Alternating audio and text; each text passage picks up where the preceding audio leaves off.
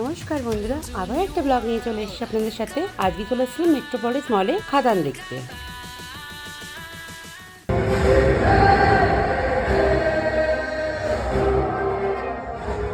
Family নিয়ে ব্যস্ত আছে বলে কি ভাবেছিস? অ্যাকশনটা ভুলে গেছি, ওটা আমারই কাজ।